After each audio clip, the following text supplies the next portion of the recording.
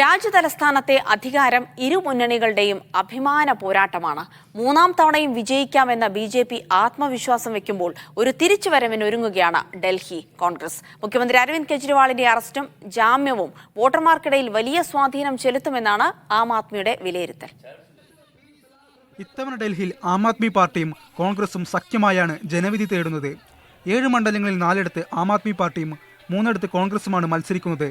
2014 2019 ലോക്സഭാ തെരഞ്ഞെടുപ്പുകളിൽ ഡൽഹിയിലെ 7 സീറ്റുകളും നേടിയ ബി.ജെ.പി. ഇത്തവണ 6 സിറ്റിംഗ് എംപിമാരെയും ഒഴിവാക്കി പുതുമുഖങ്ങളെയാണ് അവതരിപ്പിച്ചത്. അതുകൊണ്ട് തന്നെ മൂന്നാം തവണയും വിജയം ആവർത്തിക്കുമെന്നാണ് ബി.ജെ.പി. ദേശീയ നേതൃത്വത്തിന്റെ പ്രതീക്ഷ.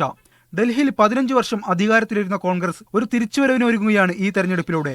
ദേശീയ നേതൃത്വവുമായി ഇടഞ്ഞ് അധ്യക്ഷസ്ഥാനം രാജിവെച്ച് ബി.ജെ.പിയിൽ ചേർന്ന അരവിന്ദർ സിംഗ് ലൗലിയെ അണികൾക്കിടയിൽ സ്വാധീനമില്ലാത്ത നേതാവ് എന്ന് പറഞ്ഞാണ് നേതാക്കൾ പ്രതിരോധിച്ചത്.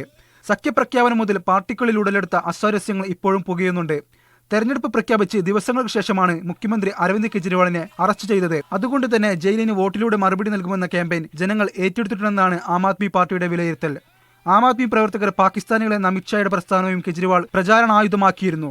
അതുകൊണ്ട് തന്നെ ഇത്തവണ അട്ടിമറി നടക്കുമെന്നാണ് ഇന്ത്യ സഖ്യത്തിന്റെ പ്രതീക്ഷ. മീഡിയ 1 ഡൽഹി.